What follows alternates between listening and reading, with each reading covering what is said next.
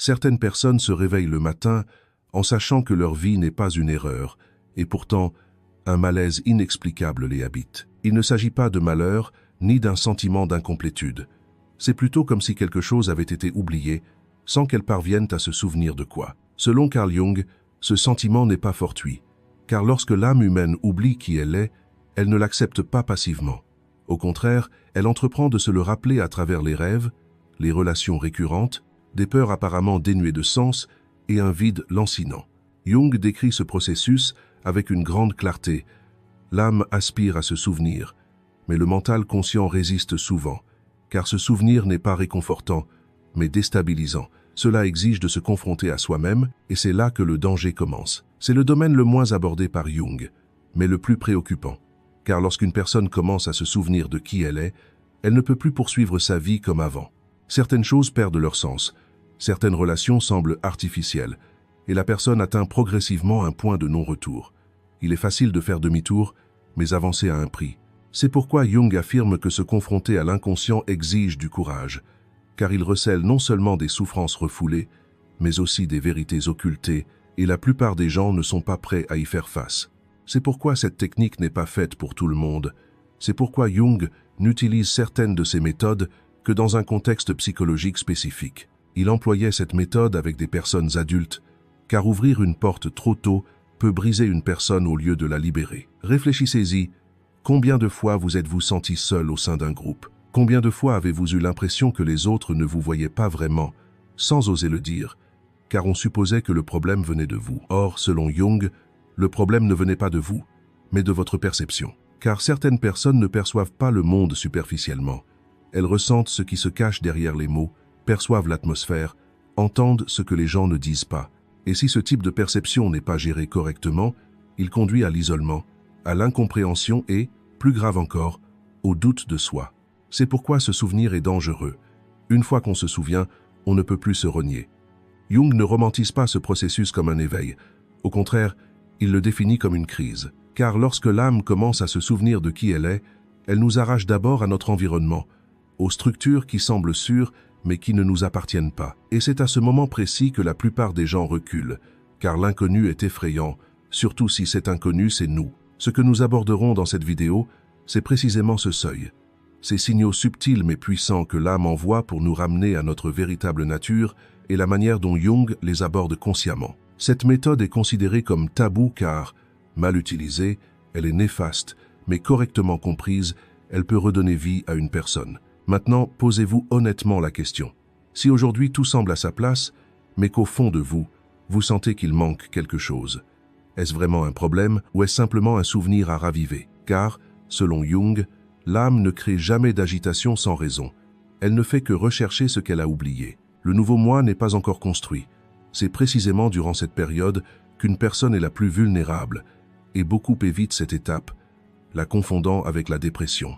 Or, il ne s'agit pas d'une maladie, mais d'une transition. Et si cette transition n'est pas comprise correctement, elle peut être véritablement dévastatrice. C'est précisément pourquoi Jung qualifiait cette technique de dangereuse. Lorsque le processus de remémoration n'est pas maîtrisé, une personne peut se détacher complètement de la société, commencer à penser que tout le monde est un ennemi, que personne ne la comprend, et à ce stade, la perception accrue cesse d'être un don et devient un fardeau. Certains clients de Jung cherchaient à fuir la réalité à ce stade, car se souvenir, c'est aussi voir ce qu'ils ont perdu, des rêves refoulés, des aspects d'eux-mêmes tus, des possibilités jamais vécues. Cette confrontation est éprouvante. C'est pourquoi Jung disait toujours que pour ouvrir la porte de l'inconscient, le conscient doit être fort. Autrement, la vague intérieure vous emportera. Et le simple fait que vous regardiez cette vidéo en ce moment même peut être un signe de cet appel.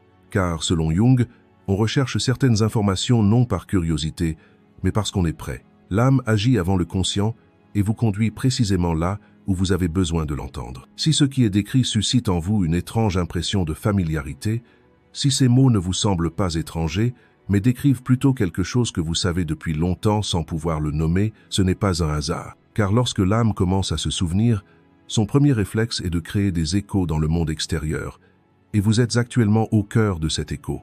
Quand une personne oublie qui elle est, cela ne se produit généralement pas soudainement, mais plutôt par un processus lent et silencieux. Selon Jung, cet oubli commence dès l'enfance car, pour survivre, l'individu apprend d'abord à s'adapter à sa famille, à la société et à l'ordre social dans lequel il naît. Ce processus d'adaptation est nécessaire au départ, mais avec le temps, la personne se met à privilégier les aspects approuvés de sa personnalité plutôt que sa véritable nature. Ainsi, le vrai moi se retire et, à sa place, se forme ce que l'on appelle le faux moi. Ce faux moi n'est pas malveillant. Au contraire, il est protecteur. Il est construit pour éviter la critique, l'exclusion, l'amour et l'acceptation. Mais le problème est que lorsqu'une personne utilise cette structure pendant longtemps, elle oublie qu'il ne s'agit que d'un masque et commence à croire que ce masque, c'est elle-même. Jung affirme qu'à ce stade, la personne est déconnectée de son centre intérieur, car ses choix de vie ne reposent plus sur son intuition, mais sur des attentes extérieures. Elle se demande ce qui semble juste, et non ce qu'elle désire.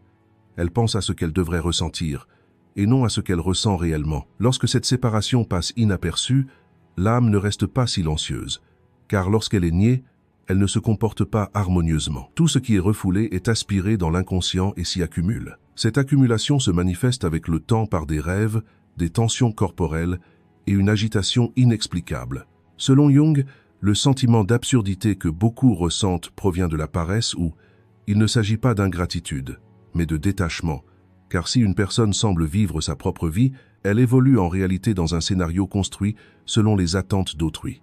Cela crée un lourd fardeau psychologique à long terme. Même si une personne paraît forte et organisée de l'extérieur, un vide grandit en elle, car son véritable moi ne s'exprime pas. Le faux moi, aussi prospère soit-il, ne peut satisfaire l'âme. Jung est intransigeant sur ce point, car selon lui, plus une personne vit longtemps avec le faux moi, plus l'ombre se renforce. L'ombre représente tout ce qui est refoulé, non seulement les pulsions obscures, mais aussi le potentiel inexploité, les talents inexploités, l'intuition refoulée et le courage. Paradoxalement, on voit souvent sa propre ombre chez les personnes que l'on critique le plus.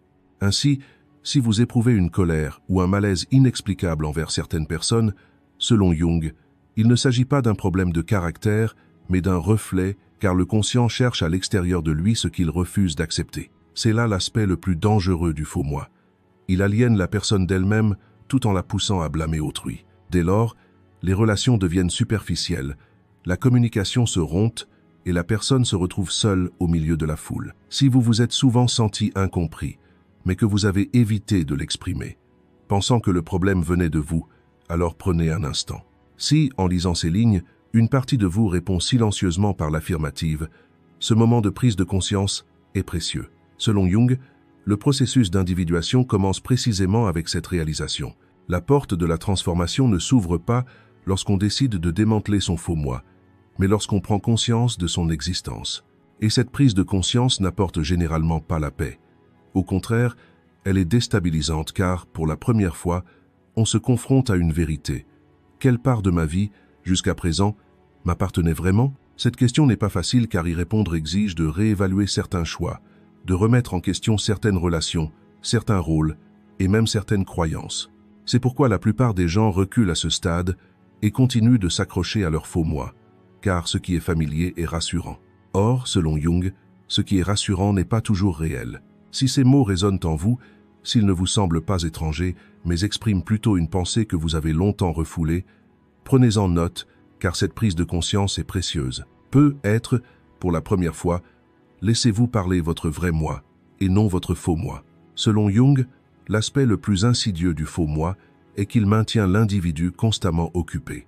Il est sans cesse préoccupé, se fixe des objectifs, assume des responsabilités, influence la vie d'autrui et se rend même serviable. Mais au milieu de cette agitation, il n'y a aucun contact avec soi-même. Aussi, lorsqu'il s'arrête, il se sent mal à l'aise. Le silence pèse lourd. La solitude devient difficile car, dans le silence, le masque ne peut parler. Seul le vrai moi est ressenti, une sensation étrangère à la plupart des gens. Jung décrit cette situation comme un déracinement intérieur, car l'individu ne trouve sa place nulle part en lui-même et recherche constamment une validation extérieure, aspirant à être apprécié, compris et accepté. Mais quelle que soit l'acceptation reçue, le vide intérieur demeure, car ce qui est accepté est un faux moi et non le vrai. À ce stade, l'individu a tendance à se blâmer, se croyant trop faible, pas assez discipliné ou pas assez heureux. Cependant, selon Jung, il ne s'agit pas d'un problème de volonté, mais d'un problème d'identité, car l'individu se nourrit d'une source néfaste.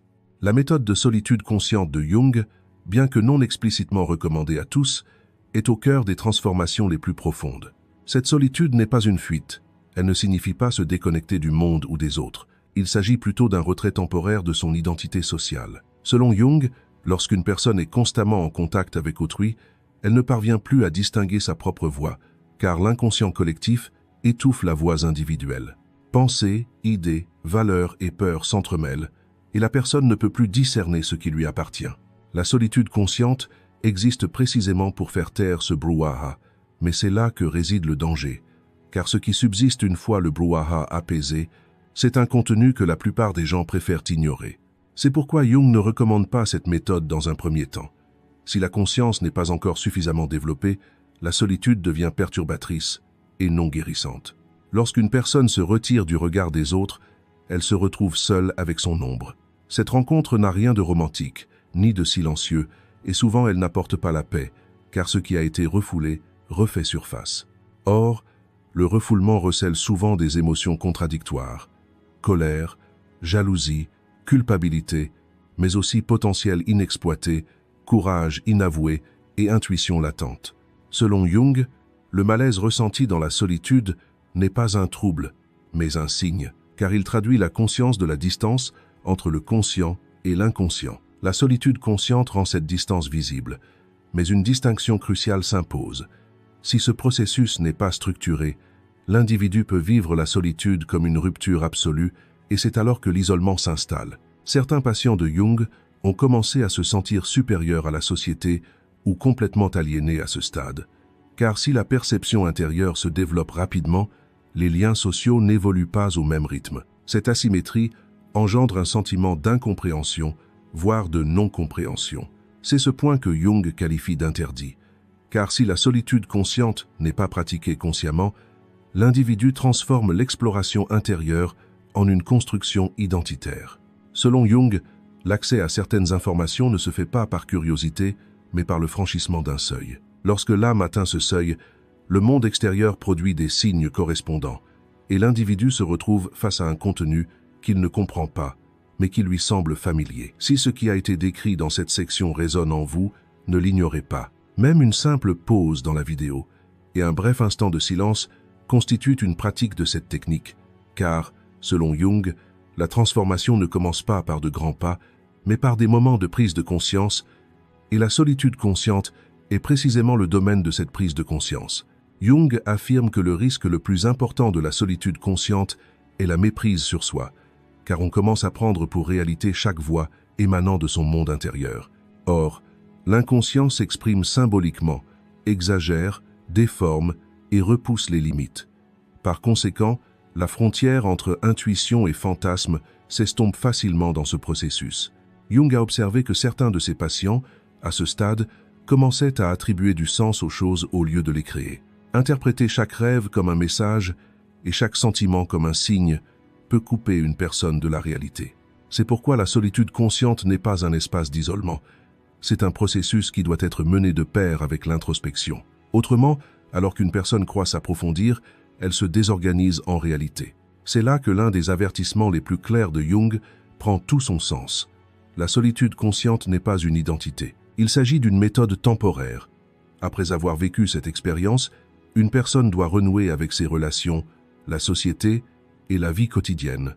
Car sans retour, l'intégration est impossible. Jung mesure l'individuation non pas à l'aune de l'ascension d'une montagne, mais à celle de sa descente, car la véritable épreuve réside dans la relation que l'on tisse avec le monde après cette découverte intérieure. Par conséquent, la solitude consciente ne rend pas une personne supérieure. Au contraire, elle la rend plus responsable, car elle a désormais reconnu ses propres parts d'ombre et commence à comprendre celles des autres au lieu de les juger. C'est peu être là le plus difficile, car après une solitude consciente, il est possible que l'on ne puisse plus renouer avec ses anciennes relations avec la même pureté. Certains liens s'affaiblissent, certains rôles perdent leur sens. Mais selon Jung, il ne s'agit pas d'une perte, mais d'une purification. Lorsque l'âme se libère des fardeaux qui ne lui appartiennent pas, un vide temporaire se crée et la plupart des gens prennent ce vide pour une erreur alors qu'il est l'espace nécessaire à un nouvel ordre. Si vous ressentez actuellement le besoin d'un retrait intérieur, mais que vous en avez peur, n'ignorez pas cette peur, car, comme le disait Jung, la porte qui effraie le plus est souvent la bonne. À mesure que la solitude consciente s'approfondit, l'ombre confronte inévitablement l'individu. Cette rencontre n'est pas soudaine. Elle progresse lentement et insidieusement, se manifestant d'abord par de petits troubles.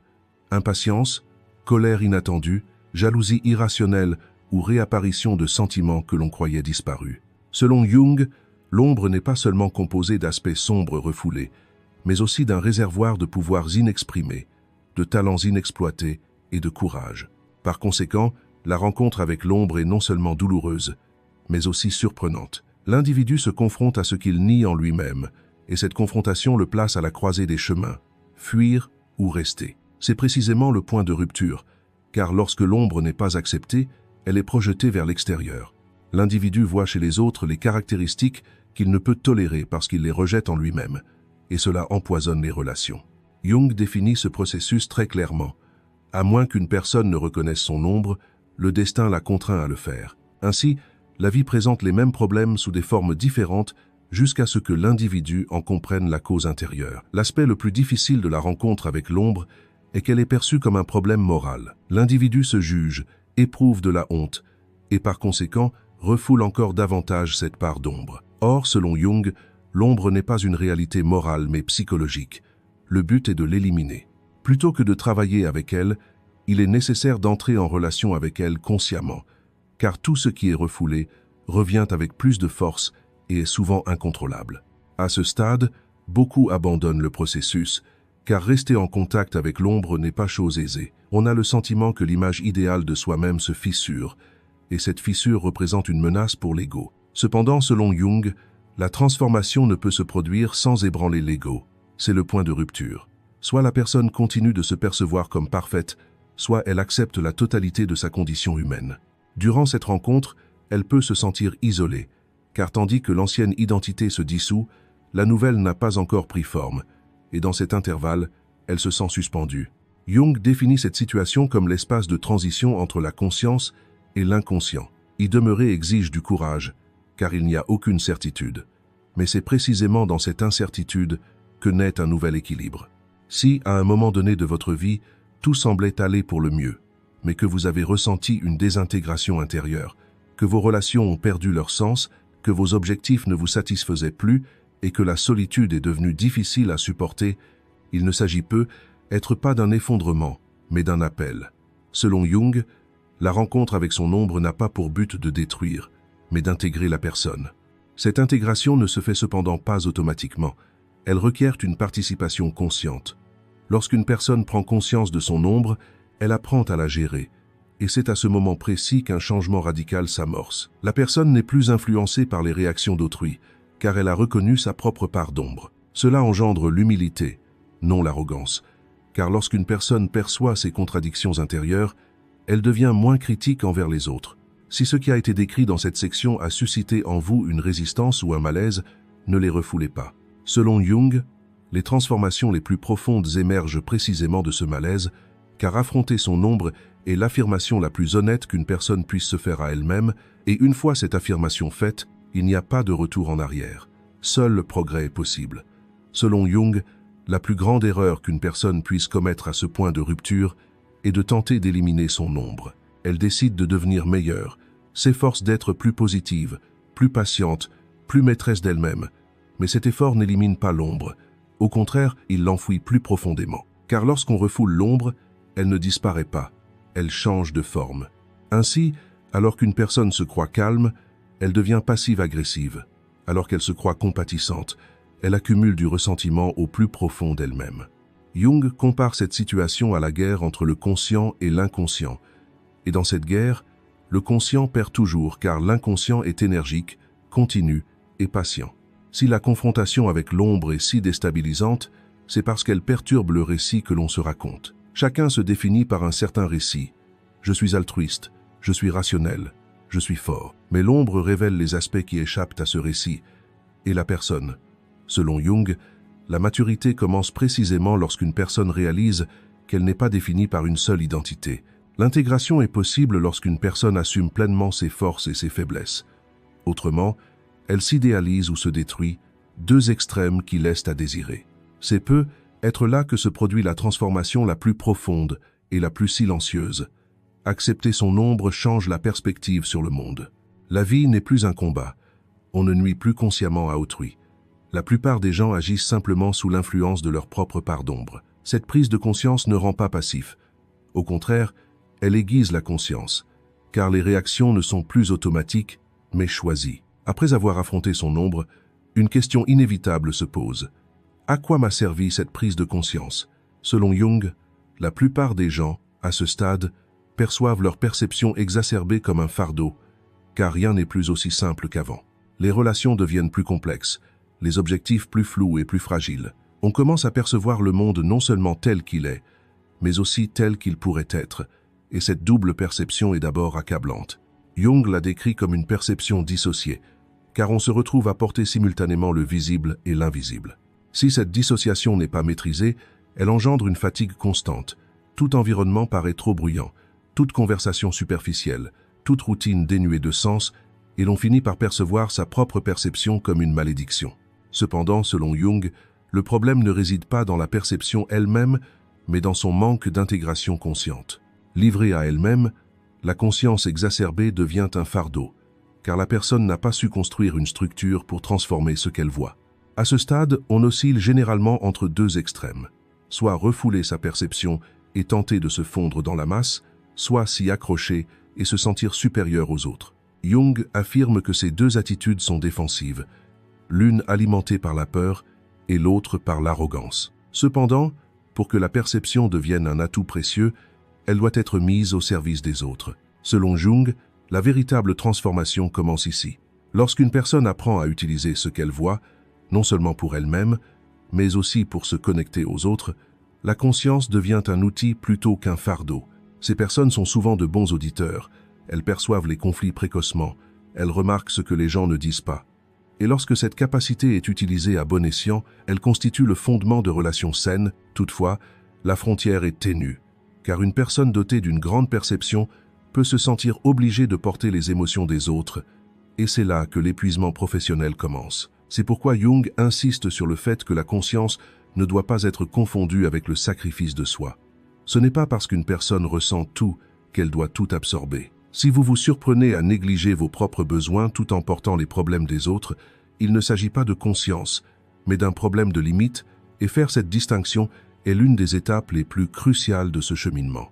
Arrêtez-vous un instant et demandez-vous, ma perception me donne-t-elle de la force ou m'épuise-t-elle? Si vous n'avez pas de réponse claire à cette question, cette incertitude indique que vous n'êtes pas sur la mauvaise voie, mais en pleine transition. Selon Jung, les processus évolutifs commencent toujours par une incertitude, car l'ancien équilibre a été rompu et le nouvel équilibre n'est pas encore établi. C'est dans cet intervalle que la plupart des gens souhaitent revenir en arrière, car le fardeau est devenu trop lourd. Mais l'enseignement principal de Jung se révèle précisément ici. Si une personne apprend à intégrer cette perception, elle créera un équilibre non seulement pour elle-même, mais aussi pour son environnement. Ces individus deviennent partie intégrante de la situation. Ils sont discrets mais influents, ils ne dirigent pas mais transforment. Ils changent l'atmosphère par leur présence, car leur intégrité intérieure se reflète à l'extérieur.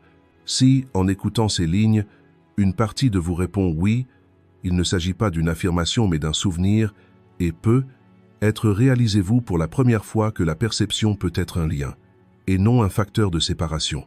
Selon Jung, le véritable don réside dans la perception. Loin d'isoler, elle permet d'établir des relations plus conscientes. Si vous êtes arrivé jusqu'ici, ne vous arrêtez pas là, car l'étape suivante consiste à comprendre comment cultiver et équilibrer ce don. Toujours selon Jung, la compétence essentielle à ce stade est la maîtrise de la perception, car la conscience en elle-même n'est pas une vertu. Selon son usage, elle peut être source de guérison ou de destruction. Lorsqu'une personne ne régule pas sa perception, elle vit en état d'alerte constant, analysant tout, cherchant à décrypter chaque signification, ce qui l'endurcit mentalement. D'après Jung, une perception sans limite s'épuise. Incapable de distinguer ses propres sentiments, elle se perd dans le monde intérieur d'autrui. Ainsi, dans le processus d'individuation consciente, on apprend la différence entre empathie et identification. L'empathie est compréhension, l'identification est portage, et selon Jung, tout fardeau porté finit par s'effondrer. Si une personne utilise sa perception uniquement pour comprendre, elle devient sage. Si elle l'utilise pour porter, elle s'épuise. Lorsque cette distinction n'est pas faite, le don devient pesant et la personne se coupe de sa propre nature. C'est peut-être là que réside le gain le plus discret, mais aussi le plus profond, de ce cheminement. Celui qui équilibre sa perception ne cherche plus à sauver le monde ni lui-même. Il établit simplement un lien conscient avec sa situation présente. Selon Jung, ce souvenir n'est pas la fin du voyage, mais plutôt le début d'un retour. Car lorsqu'une personne se souvient d'elle-même, elle ne se coupe pas du monde. Elle s'y connecte d'un point de vue différent. L'idée fausse la plus répandue est que l'individuation isole. Or, selon Jung, ce changement transforme également le rapport de la personne au destin, car elle ne perçoit plus les événements comme de simples coups du sort, mais comme faisant partie d'un dialogue consciemment construit. Cette perception la libère de la passivité. Ce souvenir devient non pas une démonstration de sagesse, mais une responsabilité, car la personne a désormais reconnu sa propre part d'ombre, et cette reconnaissance la rend plus douce et plus patiente envers autrui. Cependant, cette douceur n'implique pas la disparition des limites. Au contraire, celles-ci sont plus claires, car la personne sait ce qu'elle peut et ne peut pas supporter. La personne qui revient ne se pose pas en sauveur, ni ne cherche à transformer qui que ce soit, mais crée un espace par sa présence. Jung insiste particulièrement sur cette idée fausse, car lorsque la conscience perd son intensité habituelle, elle croit avoir perdu aussi son sens. Or, il ne s'agit pas d'une perte, mais d'une réorganisation. L'âme n'est plus constamment en alerte. Le silence s'étend. Et dans ce silence, l'individu perçoit pour la première fois son propre rythme. Ce rythme est indépendant des attentes d'autrui, et cette indépendance ne le détache pas. Au contraire, elle remet les choses à leur juste place, et c'est être là que se révèle le don le plus profond de ce cheminement. On ne ressent plus le besoin de se compléter, de se sentir incomplet, de faire ses preuves. Selon Jung, cet état n'est pas un sommet à atteindre, mais un état d'équilibre à préserver, car on oubliera à nouveau, on se dispersera à nouveau. Mais on sait désormais où revenir, et cette connaissance nous rend plus sereins, non plus téméraires, face à la vie. Si ces lignes suscitent en vous un sentiment d'apaisement, c'est l'étape finale du souvenir, car, comme le disait Jung, lorsque l'âme se souvient, elle ne crie pas, elle s'apaise. Pour plus de contenu, abonnez-vous à notre chaîne. Si vous souhaitez nous soutenir financièrement, vous pouvez devenir membre en cliquant sur le bouton « Rejoindre ». Merci.